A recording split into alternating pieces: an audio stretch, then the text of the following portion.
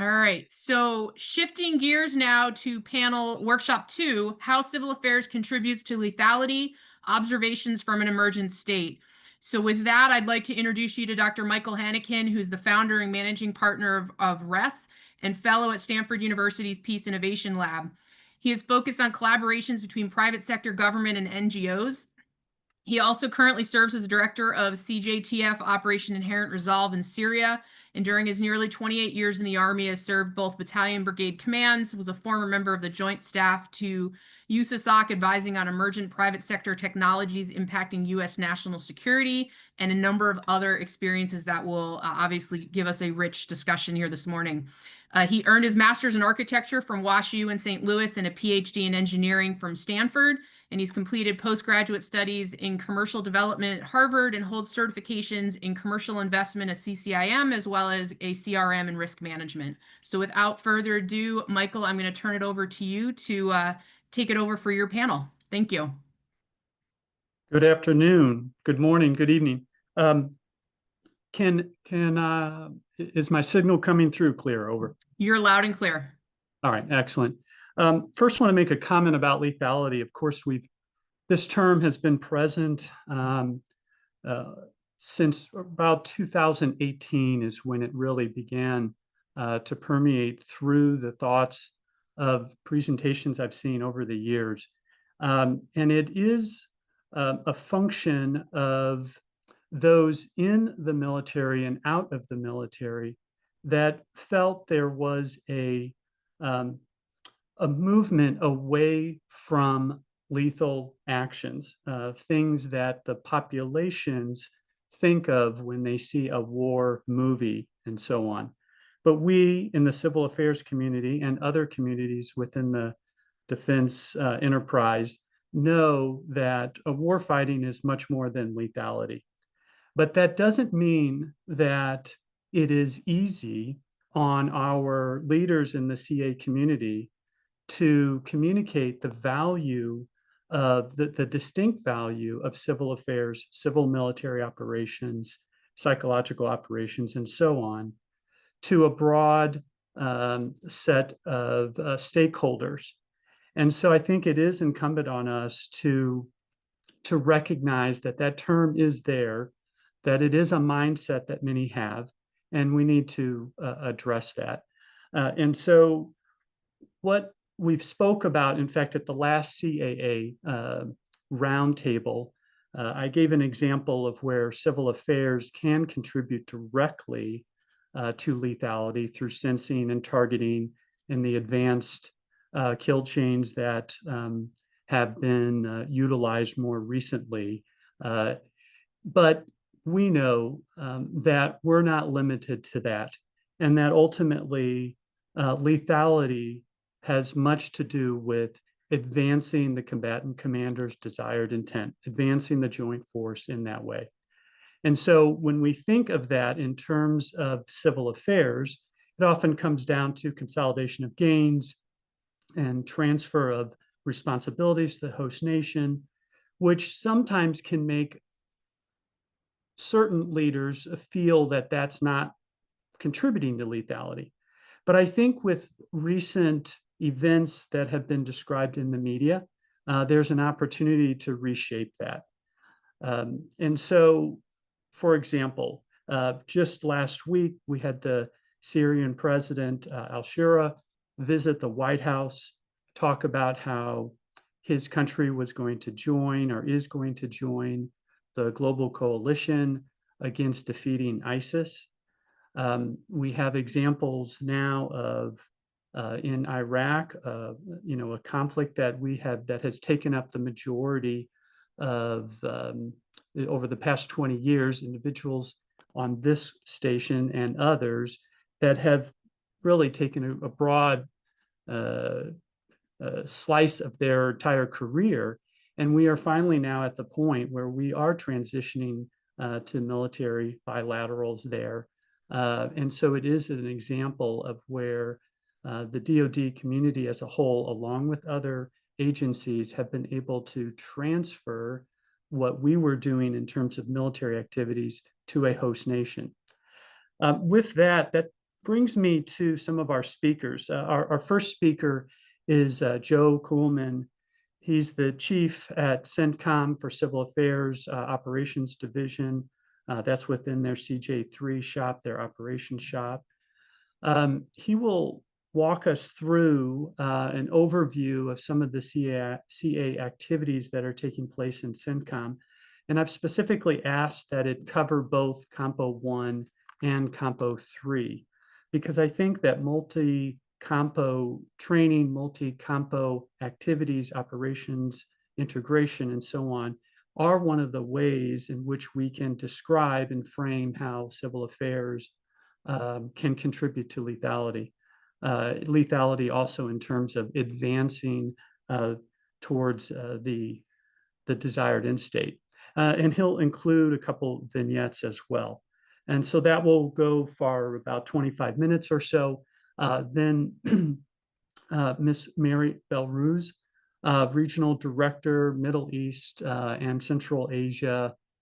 She's from Spirit of America. Now, some of you may be familiar with this organization, of course, from a civil military operations standpoint. Nonprofits are part of the apparatus that allows us to move towards our desired end state.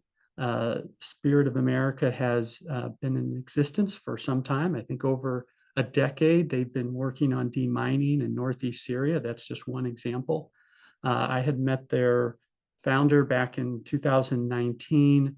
He has a very interesting model for how Spirit of America works, which is a nonprofit, but yet it has agreements with Department of Defense so that they can directly support diplomats and troops in the field. So I think it's a very unique organization and timely. Lastly, of course, Christopher, we have Christopher Holshak and Dennis Cahill, who will follow up on this notion of lethality, tying it more to doctrine and policy at Department of War, and most importantly, discussing how our, meaning the Civil Affairs Association, how our strategic narrative fits within this. So with that, what I'm going to do, I'm going to share a PDF, which will have a series of slides on it, and allow Colonel Coolman to walk us through them. I'll keep track of some of the questions that I see in the chat. I'll rely on Chris and others to maybe field some of these questions or organize them, but we'll allow the briefers to speak at first. Then we'll go to questions and answers and wrap up each one of those in the 20-25 minutes that each of our presenters have. With that, I will try to share this document right now. Colonel Coolman, are you able to hear me and able to speak? A little radio check over, please. Yeah, I'm up. Can you hear me? I heard you loud and clear. Perfect. Second.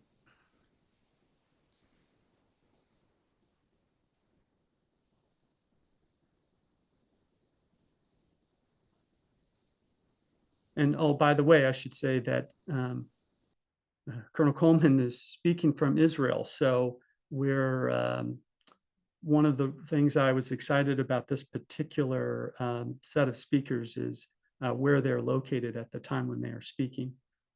Let me share this.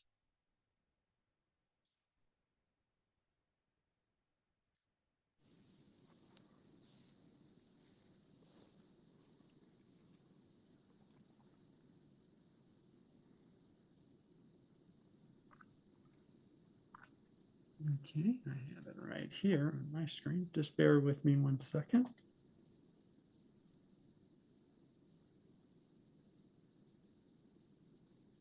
Mm-hmm. Okay. Is the first slide projecting? It has a green box around it. It's projecting. It is. Okay. Joe, please go ahead and start.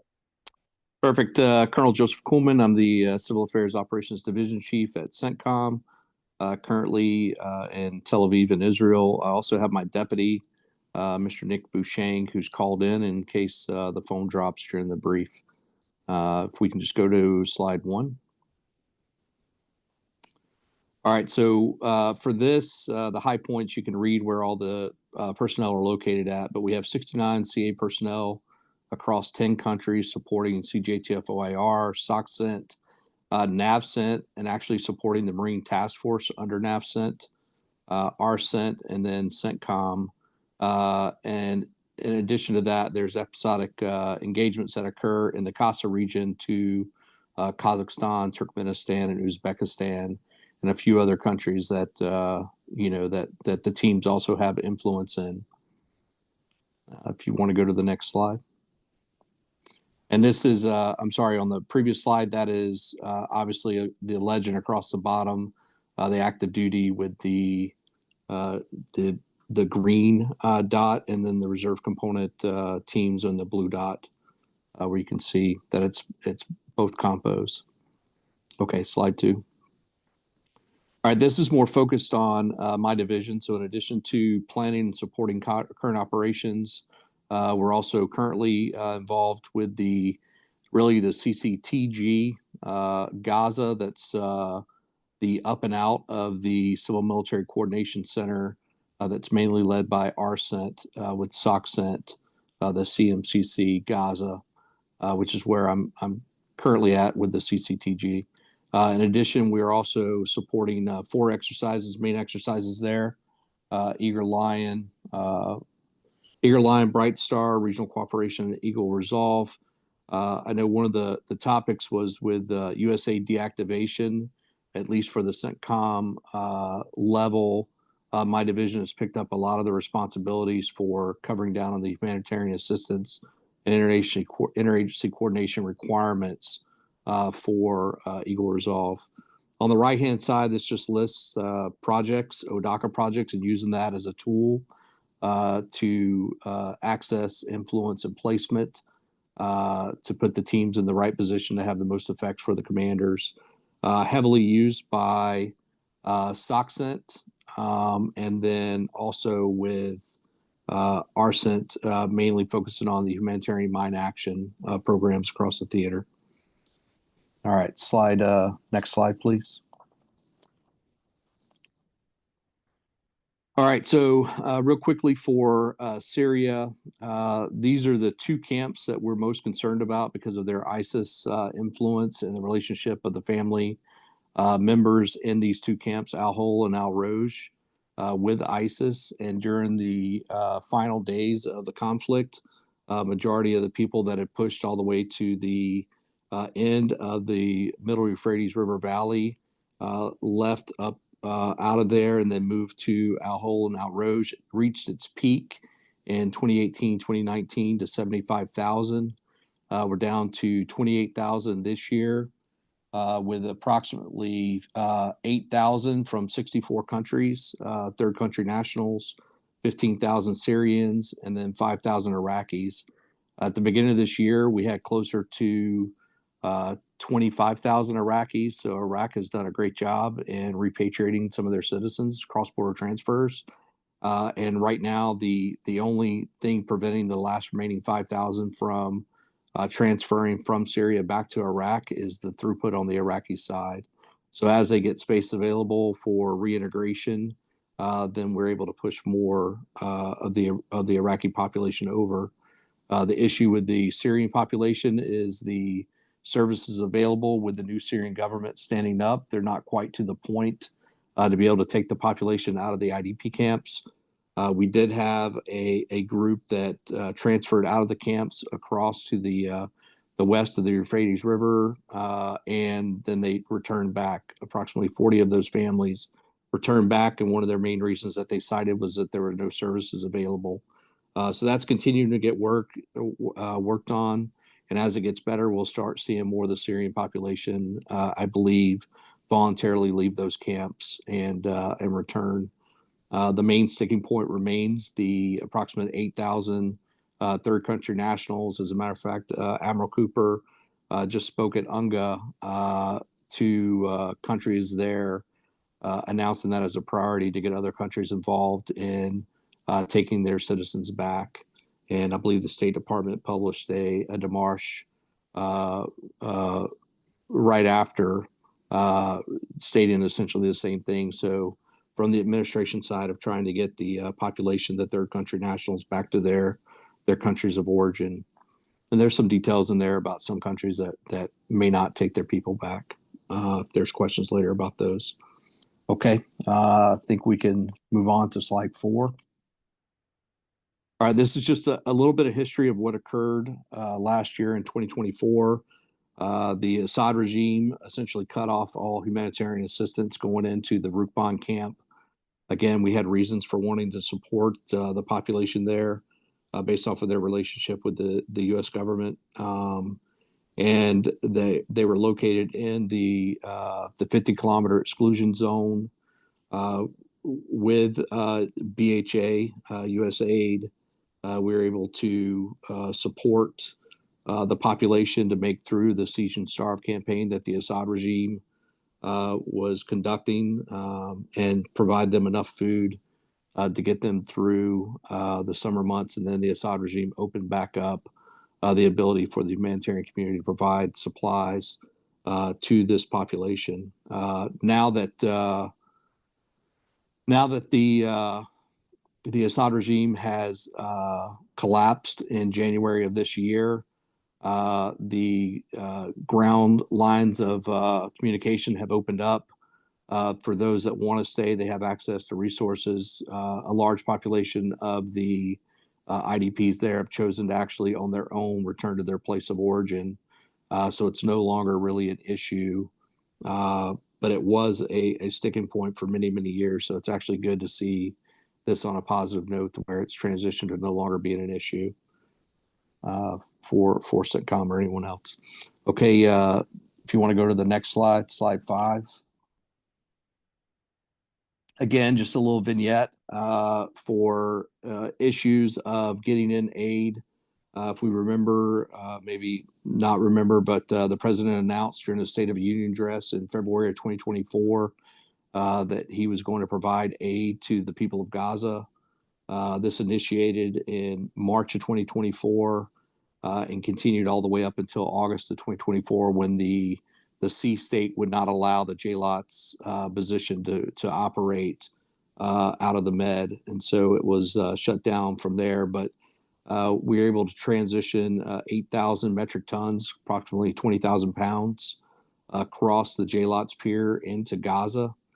And then the relationship didn't stop there. It continued following that August within the Joint Coordination Board, and it was called something else before, but the Joint Coordination Board, and that continued all the way until the spring of 2025 when USAID was deactivated. And then once USAID was deactivated, then the military requirement to support aid ended as well. And so we pulled military personnel back out of the JCB. But during that time, there's approximately 60,000 metric tons that were facilitated through the Joint Coordination Board with the IDF to bring in for the people of Gaza through the GLOCs, through the Karim Shalom Gate, the Kisafum Gate, into Gaza. All right. If you want to go on to the next slide. All right, and this is just a vignette from a school in Lebanon where the SIMC supported the LAF CIMIC to be able to provide solar panels to the school. Again, increasing the influence for the LAF in the southern area of Lebanon and countering some of the narrative coming out of Hezbollah. Just another way of expanding the influence, if we remember, of little ink blots of doing a little, and that relationship with the LAF CIMIC and the SIMC has been going on for the better part of a decade, and this is just one example. All right, I'm standing by for questions, Michael. That's the last of my slides, and I know that was quick, probably way quicker than 25 minutes. Well, that's okay, because we wanted to leave time for question and answer. And so I don't have necessarily all the controls here. I can see chats. I think what are some of the some folks will add stuff to the chat. I'll be able to watch if people raise hands. We've also told people just pop off a mute. Okay.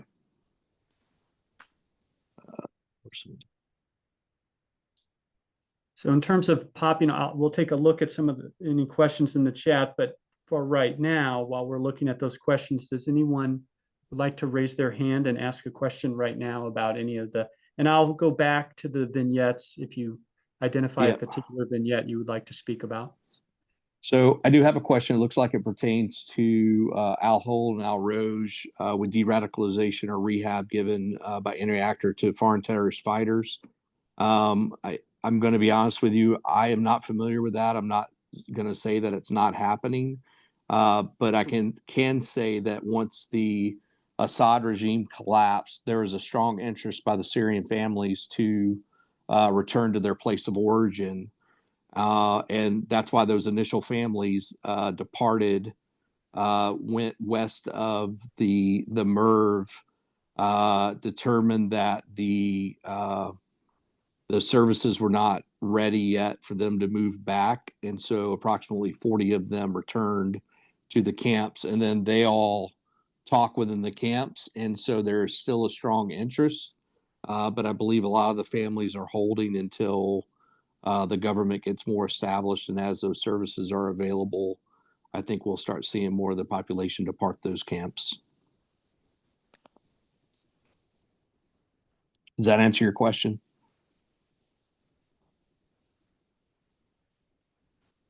Basir, that was, I believe, you. I don't know if you have a further clarification. Yeah, I mean, I took part several years ago in a returning FTF's experts panel, and they are true believers.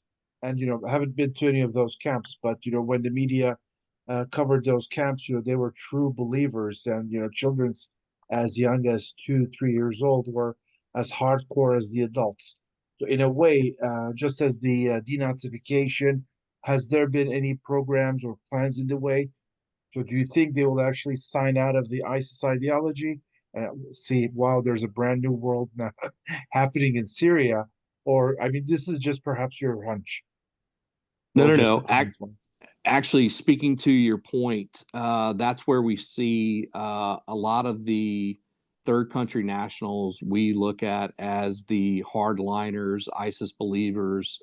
If you think about it, a lot of them had to travel from outside of Syria, Iraq to join the movement. And that's actually where we see most of the problems. So you'll see in the news to where they're treated the worst and they're not given the resources that everyone else is, but they were provided a clinic, they burn it down. They were provided an ambulance, they burn it down. And so we see a lot of the issues coming out of what we call the foreign annex. And they're the most turbulent because they are the hardliners, where we see in the Syrian and Iraqi side that some of those are more opportunist. The movement was moving through and they joined along, but they're not necessarily hardliners. And if the issues that caused them to join ISIS are rectified, then they would probably, leave the movement. It was more about feeling disenfranchised from the government than it was about joining the hardline ISIS movement. So perhaps there must have been some flashpoints. October 7th may have been a cause for celebration, but perhaps the precision strikes of the Israelis on Iran, but also the U.S. precision strike on Iran. How was that received in the camps? Any intel or any flare-ups or ups or downs? I do not have any reporting on reaction from the strikes going back and forth between Syria and Iran. Thank you very much, sir. I'll interject here briefly. It's important to recognize, and when we use the word camps, there are camps that are more associated with displaced persons that we're very aware of in civil affairs, but there are also detention camps, and so there is a difference between those two. Secondly, at the highest levels, and this was spoken about by Admiral Cooper, the CENTCOM commander, that we recognize that there's a certain population in the camps that are going to be very difficult to, number one, have their originating country take them back. The idea of repatriation and all of that is known to be a significant problem. There's been a lot of discussion with the UN and others and the private sector that manages the camps. So we're fully aware that there's going to be a subpopulation, a smaller number than what is shown right now, that we're going to have to deal with, and it'll be a very long-term issue. Having said that, I think there is reason to be somewhat optimistic in that when hearing questions at the UN, despite all of the challenges, Al Hall is actually presented as a best case scenario, because actually the previous camps were even worse in the sense that they just remained there forever and individuals and families just continue to be in a camp.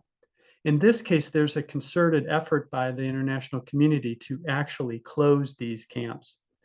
And so despite the challenges, there are actually best practices being built around this because there's a certain amount of energy to address these particular camps in Syria. And I think Iraq, as well as a neighboring country, is very interested in having it be addressed too, so it doesn't become a long-term security problem for them as a bordering nation. Hopefully that helps a little bit. Over. Thank you very much, sir.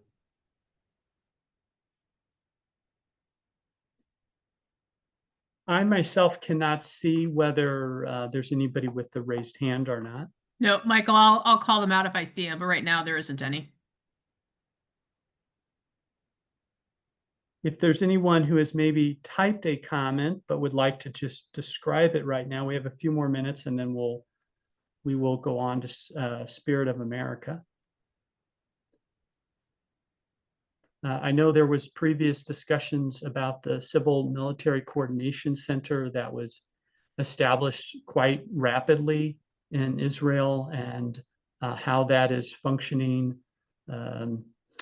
when you have a number of private sector entities and nonprofits, but you don't have USAID, and the number of individuals that are CA qualified there is more limited. If there's any questions around that, we have Joe on the line here to talk about it. Over. Hey, Michael, I can talk about it a little bit and then we can see if we get any questions. So last count, I believe there were 74 participants from various organizations inside the CMCC, and that ranges from foreign militaries, foreign diplomats, the U.S., obviously U.S. military, U.S. agency from both the Department of State, embassy personnel, as well as there is a DART team from the newly created Office of International Disaster Response. So in the vacuum of USA, Department of State has taken on that responsibility and created that new Office of International Disaster Response. Their mandate is to focus on emergencies from day 0 to 180. 180 days, and then it transitions to the regional offices. Currently, those personnel that are hired by Department of State are all former USAID employees, most of them from the Bureau of Humanitarian Assistance.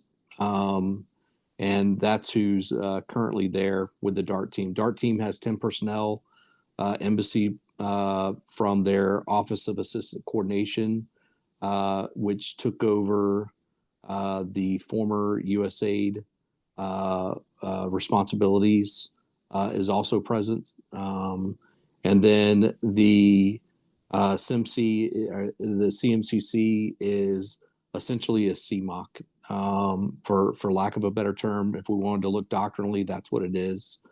And there's coordination that occurs with, I'm just going to pick the HA working groups. There's a HA working group, and there's coordination that occurs between UN agencies that are present, The DART is there as a co-lead with a military counterpart, and they worked through friction points. This past week, we were able to get in over 4,200 trucks, which is in line with the president's 20-point peace plan of having 600 trucks a day.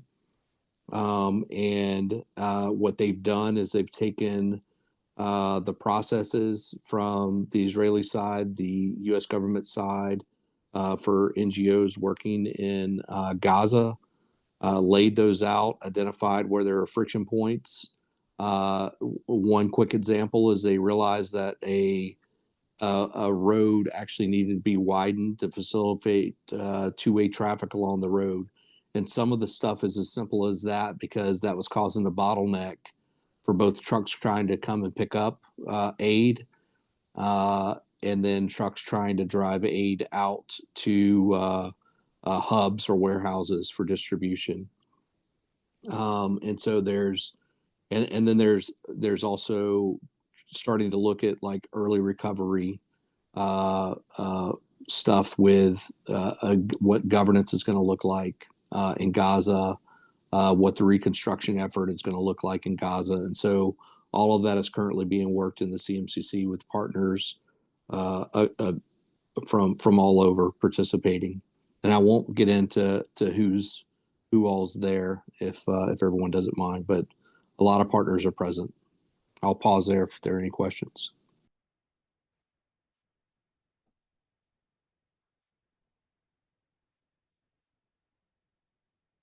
Okay. Thank you for making those clarifications, Joe. I think what we can do, because we have about 3 minutes, and that's when I planned for our Mary from Spirit of America to speak. Mary, are you up on the net? Yes, Michael, I'm here. Good morning. Good everyone. morning. Good morning. I believe you have your own slides.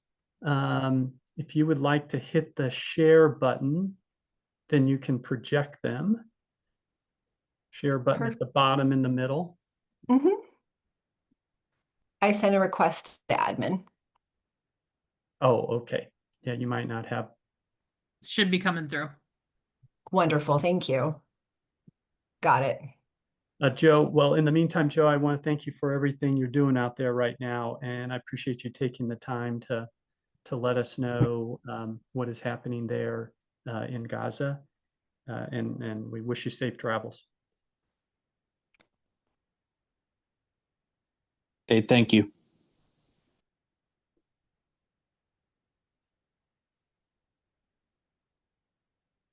And I'm going to stop sharing mine, Mary. We see Mary's on the screen already. All right, excellent. Okay.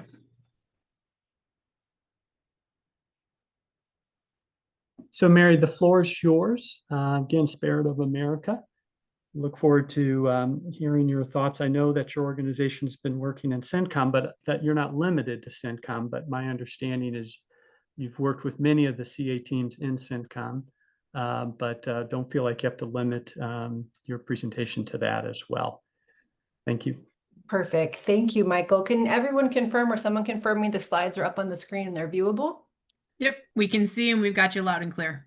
Perfect. Thank you so much. Well, Michael, thank you for inviting Spirit of America and for inviting me to speak with the CAA today. It's truly an honor. I joined a little earlier, so I could hear some of the workshops and very honored to be here. I serve as the regional director for the Middle East and Central Asia for Spirit of America. I typically reside in Amman, Jordan, but I'm here in Arlington, Virginia this month to work with the headquarters building on some projects we're developing. And today I'm going to be going over who we are, what we do, some of our primary programs in my AOR, and then leave time at the end to answer questions for the group. So I'll start off by talking about what is Spirit of America. Spirit of America is the brainchild of Mr. Jim Hake, who Michael knows from Stanford. He is a tech entrepreneur who, in the wake of the attacks of 9/11, was highly disturbed by what he felt was the inability of him to help, as not being a military or Department of State or otherwise government personnel, with the travesty that occurred to our country. So he was trying to find a way to help. He ended up finding a civil affairs avenue through an active duty service member who was providing baseball bats and baseball gloves and lessons in baseball to a small village in Afghanistan. And through that relationship of camaraderie and sharing American values and spirit and the great game of baseball, Jim had the idea, what if we made this bigger? What if we were able to have this happen to more people and do this in more places? And it wasn't just about baseball. It was about what happened after they showed them how to play the baseball. The villagers now started giving the soldiers indications and warnings of possible attacks from insurgents. So Jim recognizes an opportunity not only to provide humanitarian aid and to further the spirit of America, literally, globally, it was a way to protect our national security interests and to protect our soldiers abroad. And that was the birth of Spirit of America over 20 years ago. This is Jim in the picture here on the left with the Spirit of America logo on his shirt. That's our old logo. We have a new one now. Who are we? So what do? Spirit of America is very unique because we partner directly with the U.S. military, civil affairs teams, and DOS abroad to further the national security goals of the American government. And I was lucky enough to join your briefing earlier, and I got to hear some terms like the importance of private sector engagement, informal actors, force multipliers, more important now than ever. And I can't echo those sentiments enough, and that's what SOA does. And one of the things that makes us even more unique is what was also voiced in the comments and in the briefing was that how do we get all these different NGOs that are trying to help to understand what they should be doing, what they could be doing, and how do we funnel that?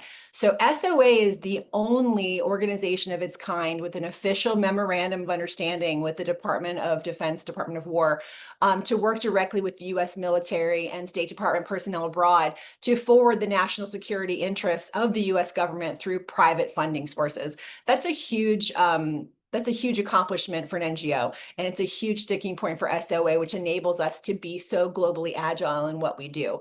And that goes on to my next point. Because we are privately funded, we receive no funding from the US government.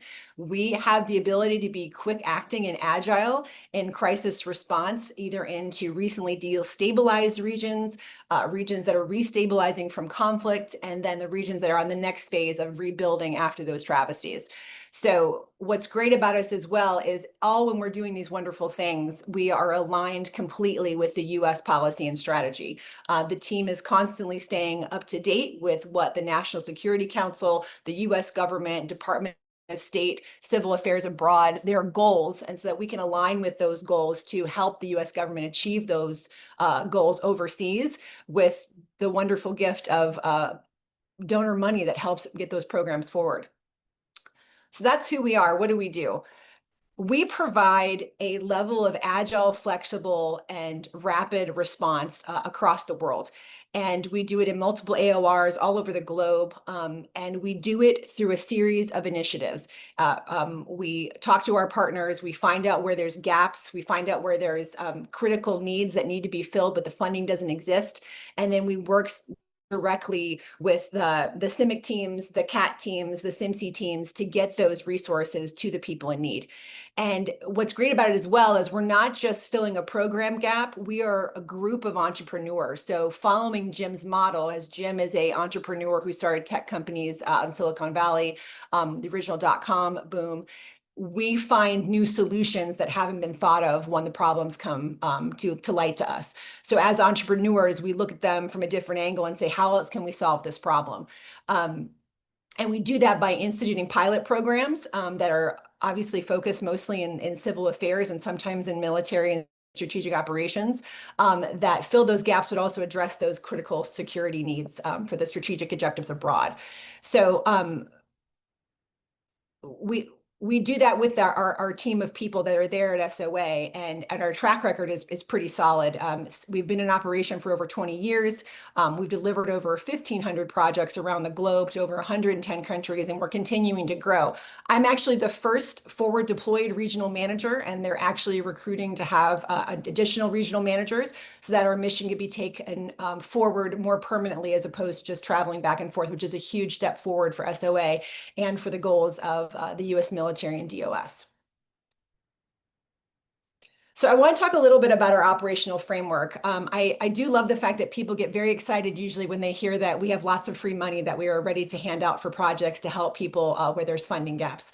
But there are some rules and regulations to how we do what we do, and I wanted to provide a little bit of that for the group. So we do align everything we do with the policies and procedures of the U.S. government, our ambassadors abroad, our U.S. global commanders abroad, to ensure that we're meeting those national security goals. So everything we do aligns back with those priorities. That's first and foremost. Secondly, and I think it's important to note this because the part of this workshop, the name is Lethality. We do not provide lethal support.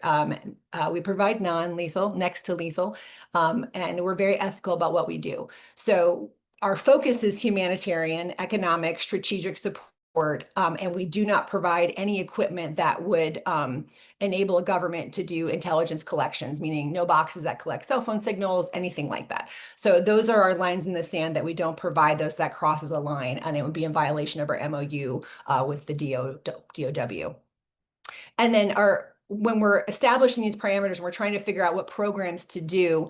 We're not trying to recreate work, and we're not trying to jump into a field that's already saturated. So we're looking to fill gaps. So it's essential during our engagement process that we ask the who, the what, the why, and then we figure out where those gaps are so we can help fill them. And then a key to this is our team is constantly on top of world events and world affairs. I myself am a fluent Arabic speaker.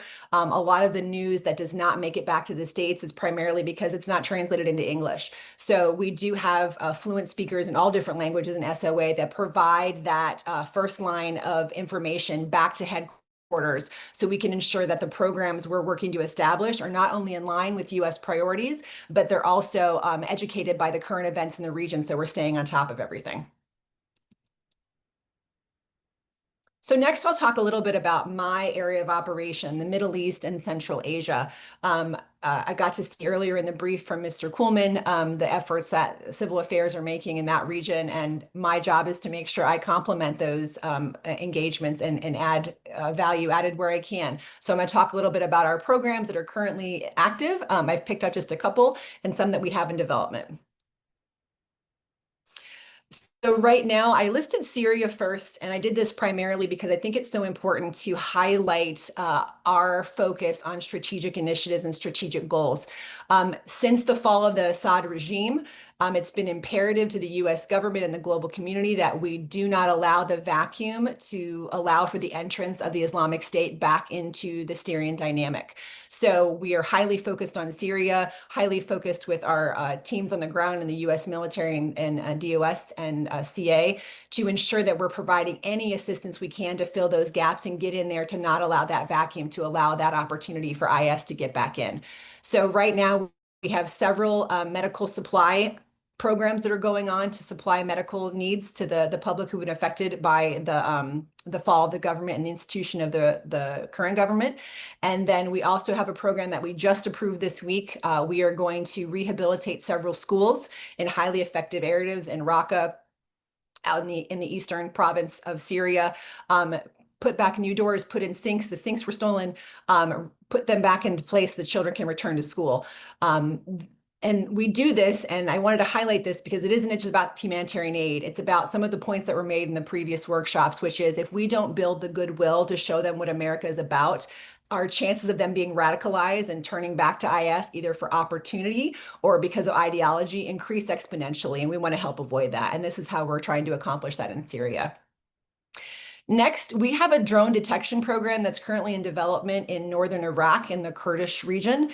This program is being developed to help the Kurdish government detect threats from Iran, whether they be fellow drones, whether they be incoming missiles, whether they be people who aren't supposed to be there, I'll term it that way.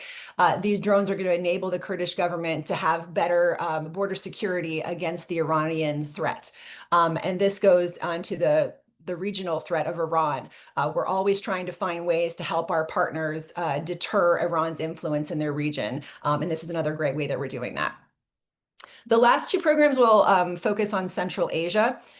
We currently have an English pilot program, and I know that may not seem like a big deal, but I wanted to highlight it. It's in Kyrgyzstan and Tajikistan, and it's specifically focused on our partner forces and helping them to develop their English language skills.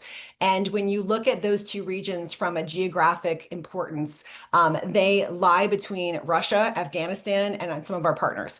And what we want to do is increase their ability to communicate with us, so it shows them our vested interest and their continued growth away from communism and towards democracy, and that we want to ensure that we're continuing to put into them when we ask them to give us, those assurances they aren't going to join the regimes.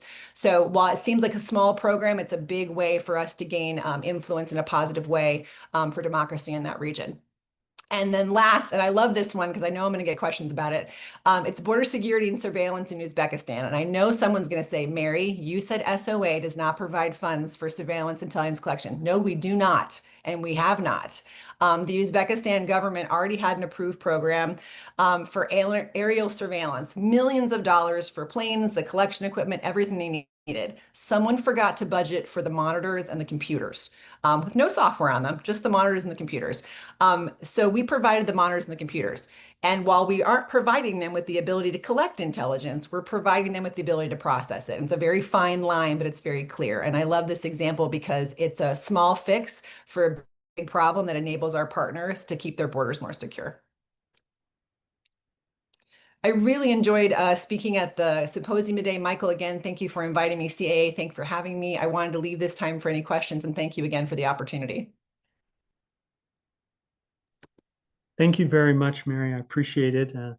Just again, a clarification as described at the beginning of the workshop, lethality is a term that's kind of been thrown around.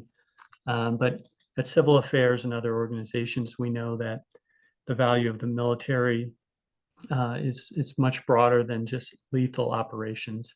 So just that clarification. We use that term only just to make sure that everybody's tracking that. It is a term out there, and we just have to be cognitive of the fact that people will look to that. And so we want to, as a military organization, show how we, when we want to and when it's appropriate and when it's doctrinally sound, to provide support in that. But we do much more than that. So with that, are there any questions? On my screen, I don't see any hands up. Caroline? I don't see any just yet.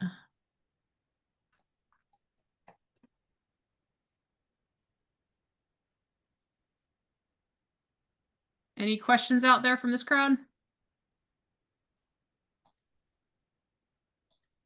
So Mary, I will just give you a kudos to Spirit of America. We worked with Colleen Denny in with the Afghan evacuation in Europe, and the organization as a whole, specifically your team out there, was amazing to work with. So we do appreciate all the assistance you give us in foreign lands.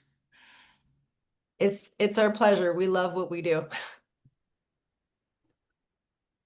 Yes, it's also exciting to work with your team as they engage with the Syrian, our U.S. Embassy platform in Syria, and we'll sort of see what happens in the future there. But I know your organization's been very important, especially in the northern eastern part of Syria, and now with under new leadership in that country, we'll sort of see how your value grows throughout the whole region. I think I did see a question in the chat. I think it's for me. Go for it. Okay, awesome. It's about influence from China or North Korea in my AOR. Absolutely. China's in it for the long game, and what we see typically in our regions, Middle East and Central Asia, is an economic angle where they attempt to gain superiority by, monopolizing an economic resource or ability, and then, purse stringing that to the locals. We're absolutely seeing that in Central Asia. We're not seeing it as much in a majority of the Middle Eastern countries. We're seeing it in the ones that are more second world than first world. We're not seeing it in Saudi or Qatar or the UAE. We are seeing some in Jordan. We're absolutely seeing it in Syria. But it's less destabilization versus presence. And we're definitely trying to combat destabilization. Yes, in fact, Russia had a significant presence in Syria under the Assad regime, and they're, of course, working to try to continue that. And at the same time, the U.S. is trying to also have a presence and support al-Shura, and we'll see how that all works out. But no doubt, it's still geopolitics as always there. All right, I'm not seeing any other questions right now.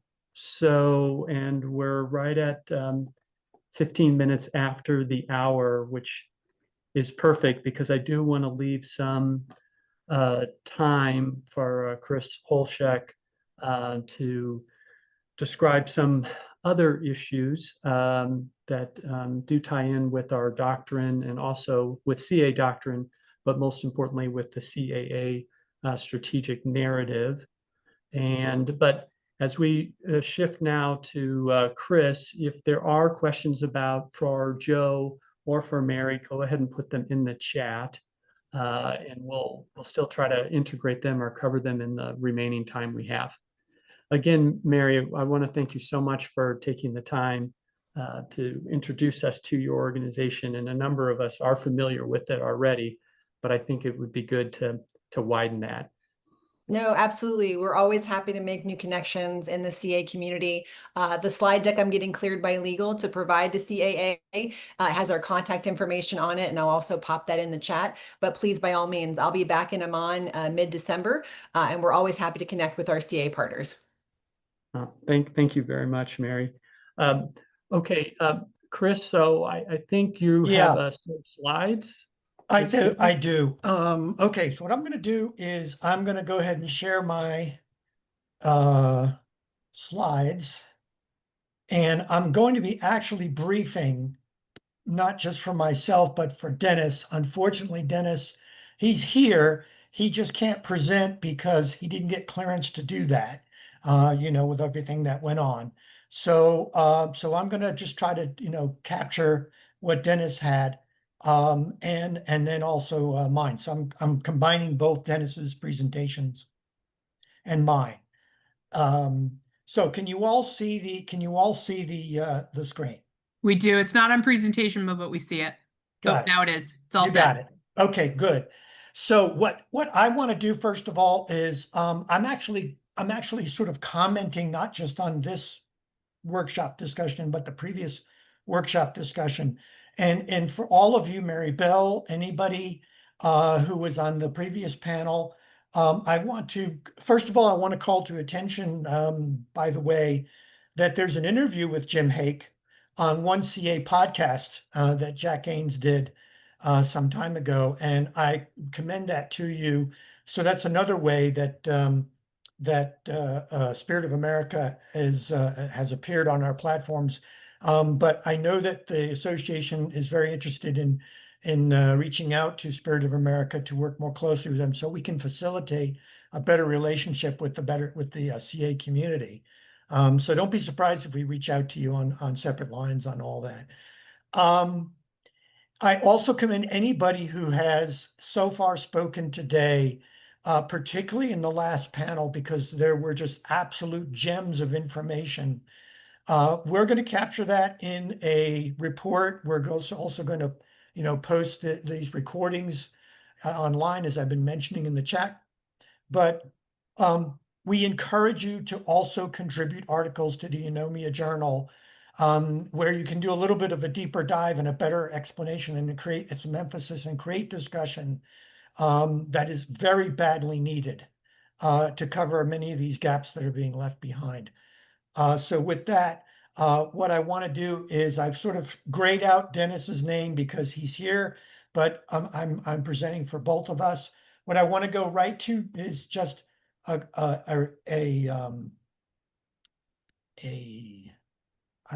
don't know if you guys are seeing this icon. You are screen sharing, but I'm trying to get it out of the way of the.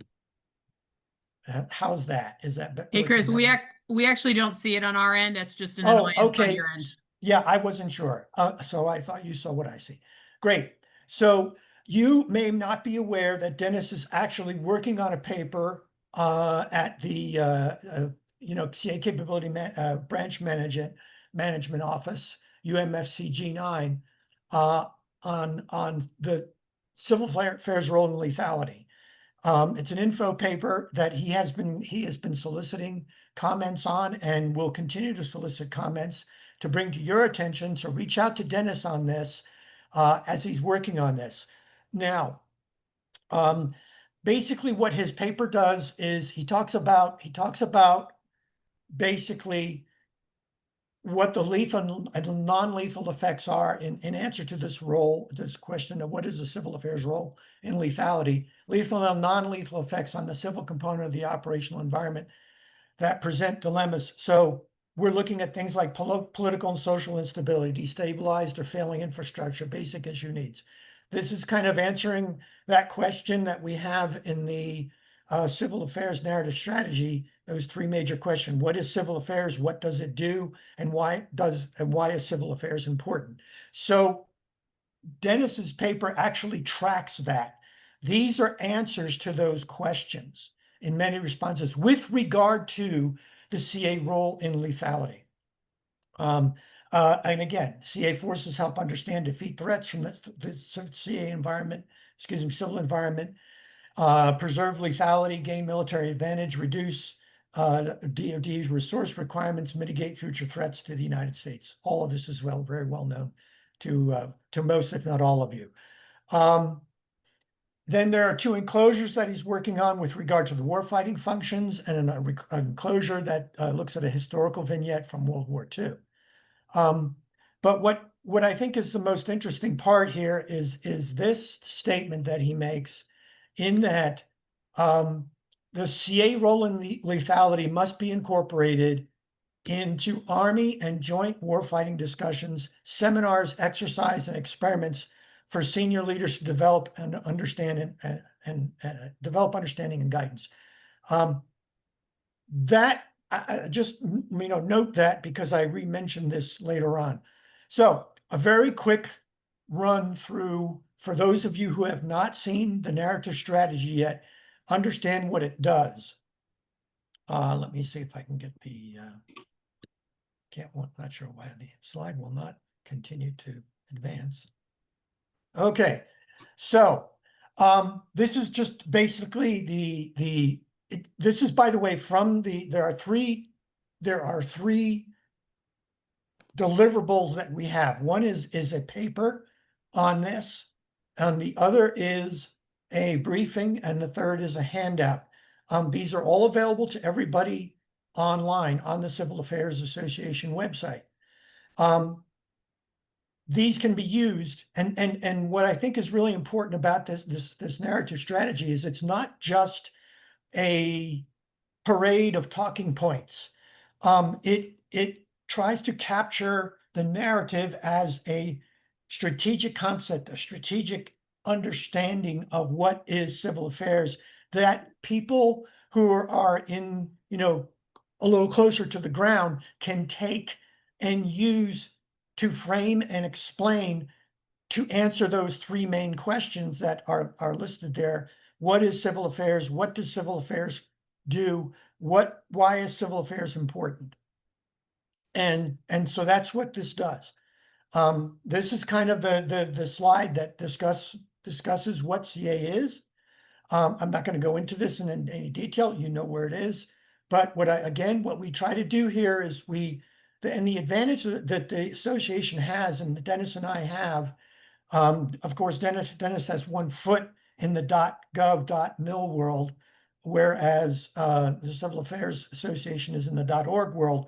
But because of that position that we have, we're able to just not only take a look at established policy and doctrine and so on, but also, again, to frame and explain it in such a way that, especially to people who are not as familiar with civil affairs, obviously the most important audience here are commanders, but to people like Mary Bell, what is civil affairs? What does it do?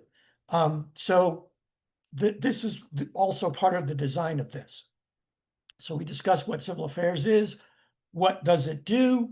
There you can see the quote from Field Manual 3-57 on CAO. And then why is it important? And when we talk with respect to lethality, here are some pull quotes that I have that are from the paper that more specifically relate to this question of the CA role in lethality. And I think some really important things pop out here is this idea of economy of force. We've been talking about civil affairs as an economy of force capability for an awfully long time. That has a direct impact on lethality because we present an ability for us to dominate, particularly the civil environment and in many respects also the information environment in a way that it has a critical, if not critical impact on lethality and LSCO.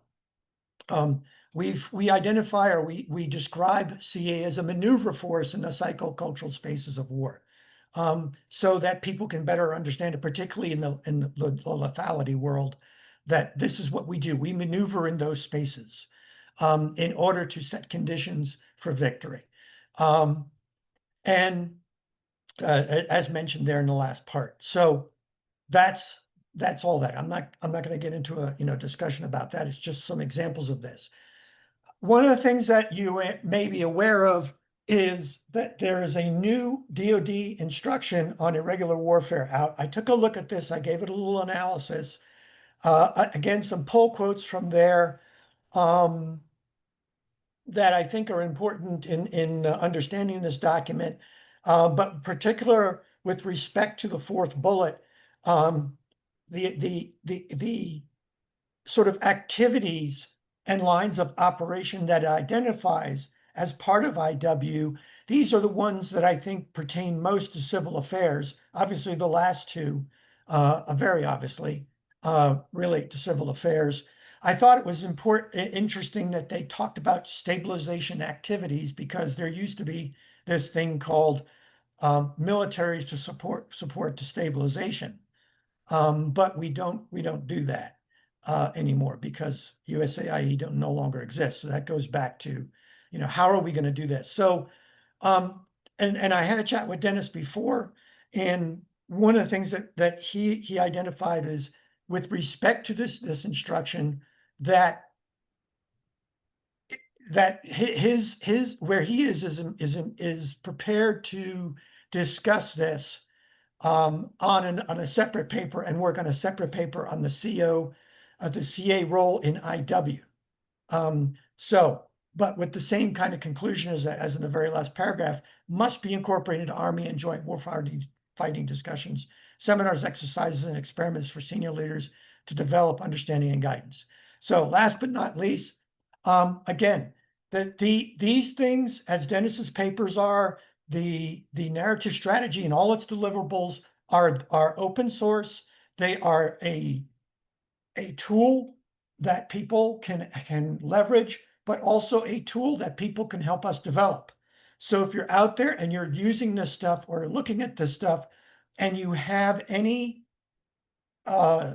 comments or any or suggestions for improving it, please, by all means, let us know about it.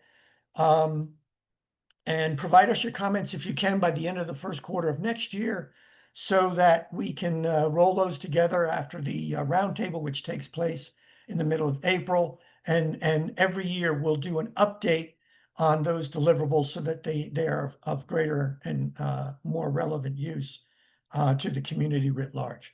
And that's pretty much my presentation on this. Thank you very much, Chris. You're right on time. We're half past the hour. I'll turn it back to CAA for back to you. Thank you, Michael, and thank you to your panel.